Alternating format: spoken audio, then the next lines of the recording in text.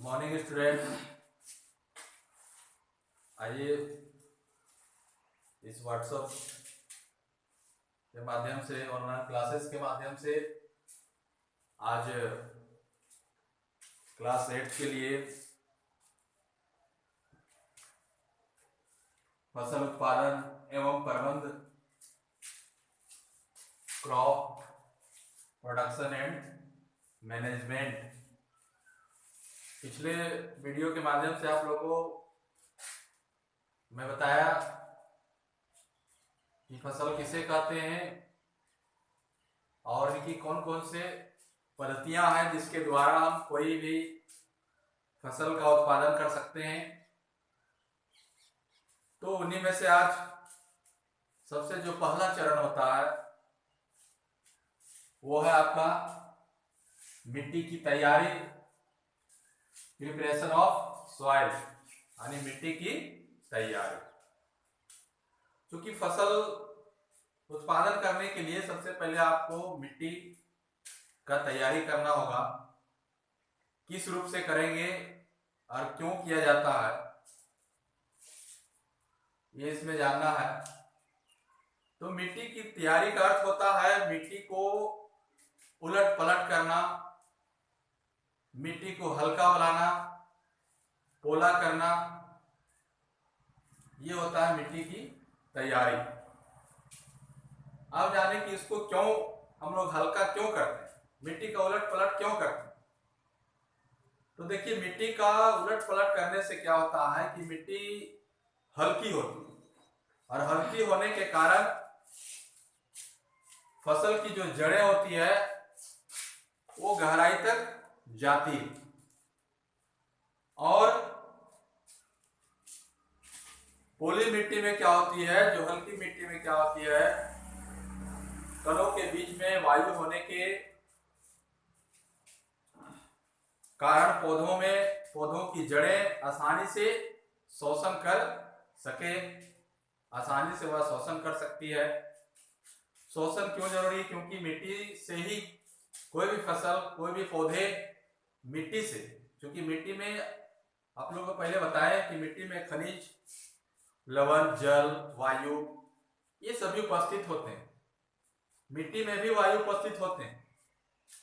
आप सोचते होंगे कि मिट्टी में हवा कैसे है, तो इसको जानने के लिए आप एक मिट्टी का टुकड़ा, ढेला जिसको कहते हैं हम लोग, उसको आप ले लीजिए किसी पात्र में, किसी बर्तन में, और उसमें आप पानी डाल दीजिए। पानी डालने के पश्चात आप देखेंगे कि उसमें कुछ बुलबुले निकलते हैं। तो वो बुलबुले क्या दर्शाते हैं? वो वायु है, इसलिए वे बुलबुले मिट्टी से बाहर आते हैं, हवा बाहर आते हैं। तो इस तरह से हम कह सकते हैं, साबित कर सकते हैं कि नहीं, मिट्टी में भी हवा पाई जाती है। तो ये हवा, खनिज, लवण, जल को लेने के लिए मिट्टी को हल्का की जाती है, पोला बनाया जाता है, ताकि जड़ें जो है आसानी से उसको शोषण कर सके। इसलिए हम लोग मिट्टी को उलट पलट करते हैं, उसको हल्का बनाते हैं। तो मिट्टी का ऊपरी परत को, ये नहीं कि बहुत गहराई तक, कुछ सेंटीमीटर लगभग उसका उलट पलट किया जाता है। लगभग 1 फीट, मान के चलिए कि लगभग 1 फीट जो हम लोग हल चलाते हैं, जैसे ट्रैक्टर के द्वारा, लकड़ी के हल बने होते हैं, उसमें लोहे के फाल लगे रहते हैं, जानवरों के द्वारा उसको खींचा जाता है। ट्रैक्टर के द्वारा भी आधुनिक युग में आपका क्या है कि अधिक समय को बचत करने के लिए, क्योंकि हल से, जानवरों से मिट्टी को उलट पलट करने में काफी समय लगता है, अधिक देर तक आपको हार्ड लेबर करनी पड़ती है, मेहनत करनी पड़ती है। इसलिए अभी आप क्या है कि ट्रैक्टर के द्वारा मैंने खेतों की जुताई, मिट्टी का उलट पलट किया जाता है। इससे क्या होता है कि हमारा समय भी बचत होता है, अधिक मेहनत नहीं करनी पड़ती है और हमारा काम आसानी से निकल जाता है। तो ये इस तरीके से हम लोग मिट्टी का उलट पलट करते हैं। और भी औजारे हैं, जैसे हो गया आपका कुदाली हो गया, ये सब भी आपका औजार है जो कि मिट्टी को हम लोग उलट पलट करते हैं। जैसे कि मान लीजिए जहाँ ट्रैक्टर ना चले, जानवरों के द्वारा हल चलाई ना जा सके, वैसे स्थान पर हम लोग क्या करते हैं, कुदाली से मिट्टी का उलट पलट करते हैं। इससे भी आपका हमारा मिट्टी उलट पलट करने से हल्की होती है, भुरभुरी बनती है, मिट्टी नरम होती है, जिससे कि हमारा फसल जो भी उसमें बुआई करेंगे वो आसानी से क्या हो सके, अंकुरित हो सके, उसको जो भी पोषक तत्वों की जरूरत होती है मिट्टी से वो आसानी से उसे मिल सके। तो इस तरह से हम लोग क्या करते हैं कि मिट्टी का उलट पलट करते हैं। ये हमारा ये सबसे पहला प्रथम चरण है, क्योंकि कोई भी फसल को बोने के लिए सबसे पहले मिट्टी का तैयारी करना होता है। आप भी सभी अपने गांव घर में ही रहते हैं, जरूर थोड़े बहुत खेती करते हैं, तो आप भी अपने घर में या अपने खेतों में मिट्टी का उलट पलट करते हैं। अपने घर में जानवर रखे हुए हैं, बैल रखे हुए हैं, भैंसा रखे हुए हैं, क्यों? क्योंकि मिट्टी का खेतों की जुताई करना, मिट्टी को उलट पलट करने के लिए, ताकि हम उसमें जो भी फसल लगाएंगे वह अच्छे ढंग का हो, फसल अच्छे तरीके का हो, सभी दाने अंकुरित हो। क्योंकि फसल भी काफी महंगे मिलते हैं। यदि आप अच्छे से मिट्टी का उलट पलट नहीं करेंगे तो उससे क्या होगा कि आपका कुछ फसल उगेंगे, कुछ दाने अंकुरित होंगे और कुछ दाने अंकुरित नहीं होंगे। इससे आपका खेती में, आपका उपज में कमी हो जाएगी। तो ये हमारा था पहला चरण, मिट्टी की तैयारी। दूसरा है आपका, जब मिट्टी की तैयारी हो जाती है तब हमारा दूसरा चरण क्या बचता है, उसमें दाना डालना, बीजारोपण, बीजों का, दानों का रोपण करना। यदि मिट्टी का तैयारी किए और दाने नहीं लगाएंगे तो फसल का उत्पादन नहीं होगा।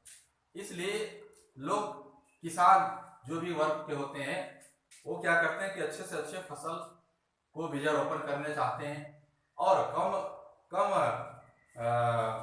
कम बीजारोपण करके अधिक उपज का आशा रखते हैं। इस तरह से लोग जो चाहते हैं कि नहीं, हम अच्छे ढंग का बीज को रोपेंगे, अच्छे ढंग के दाने को जमीन में डालेंगे, अच्छे किस्म का डालेंगे और अधिक से अधिक उपज का प्राप्ति करेंगे। तो दूसरा चरण मेरा है कि आपका बुआई अथवा बीजारोपण। क्योंकि बीजारोपण का अर्थ होता है कि कुछ दाने ऐसे होते हैं, कुछ फसल ऐसे होते हैं जिसका एक एक दाना को अलग अलग करके लगाना होता है। और बुआई का अर्थ होता है कि जब अधिक सारे दाने रहते हैं, अधिक होते हैं, तो उसको क्या करते हैं कि अपने तरीके से, आधुनिक तरीका से, कृषि औजार के माध्यम से उसको क्या करते हैं, हम लोग बुआई करते हैं अधिक जो होता है। और कुछ दाने जो होते हैं उसको क्या करते हैं हम लोग एक एक करके अलग अलग क्षेत्र में लगाते हैं। इसलिए उसको हम लोग कहते हैं बीजारोपण, यानी बीज यानी दाने को रोपना। बुआई का अर्थ हो गया उसका छिड़काव करना, दाने को छिड़काव करना। जैसे हम लोग क्या करते हैं कि इधर अधिक से अधिक हम लोग धान की खेती करते हैं, गेहूं लगाते हैं, तो अधिक मात्रा में होता है, तो उसको हम लोग क्या करते हैं, अपने हाथों से छिड़काव करते हैं।